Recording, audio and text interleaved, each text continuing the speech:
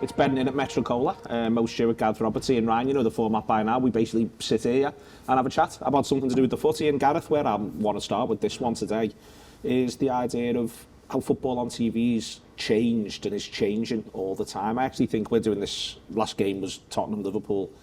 And what struck me was, with one or two very clear exceptions now, and I think it's one of the reasons why the Peter Walton stuff winds people up as much as it does, there's so much straight talking with a tone that's set from Carragher and Neville, I think especially.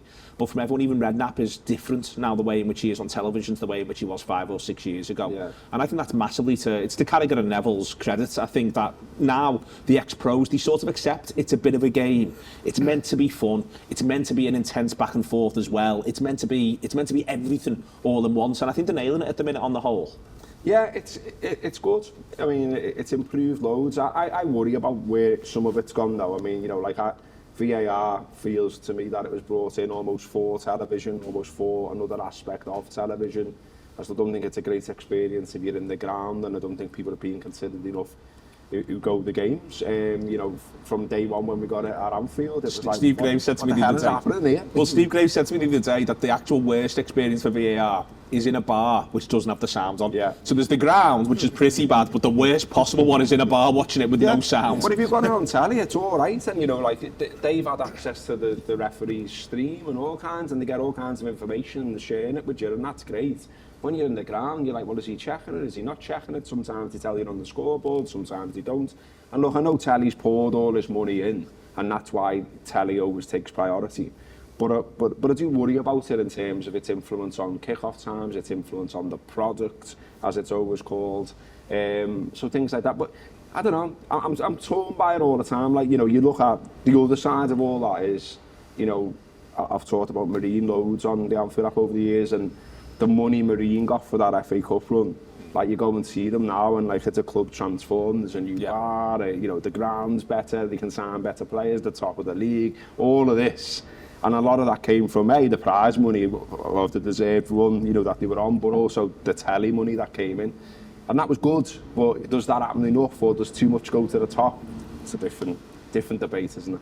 It is, but I think it's part of the whole thing, Mo. It's the trade-off. For me, one of the things is, I love a day where, for instance, whether you're going to see Liverpool or not, you watch the Liverpool game and you get to watch a City game or a Chelsea game, especially the way things are at the minute. You feel like it's like watching Liverpool twice.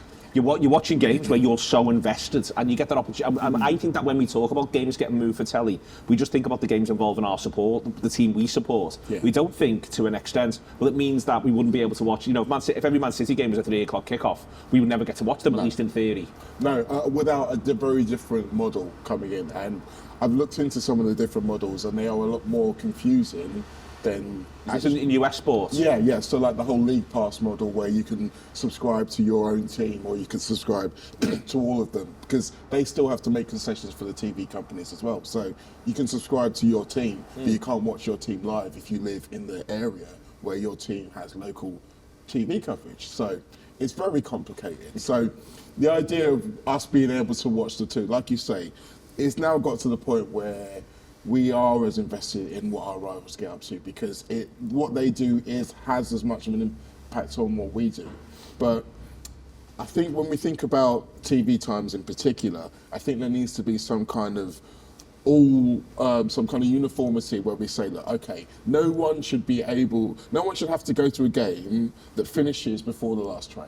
Like, that's a really easy rule that they could bring in, and everything else gets modelled according to that. But the problem is that kick-off times are no longer just being set according to English audiences; they're being set according to international audiences. I think, but I think, Mo, to be where I will play devil's advocate on that is that it's not anyone in football's fault. Public transport in Britain is so shit. Well, yeah. And I do genuinely sort of feel that. Like, I do feel at times like public transport is so shit, and everyone will always end up going, well, that's not fair because of this. If I was the Premier League, I'd feel like saying in Germany, it's all absolutely fine, you know, because they've got a proper public transport system that's integrated. But I mean, the Premier League free now. Exactly. But the Premier League could step in. The Premier League could do something. They could, even if they put their own Premier League National Express coaches on, I mean, they could do something. And this is the point. It's the fact is that they're not even thinking about that. They're not even registering that as a live problem.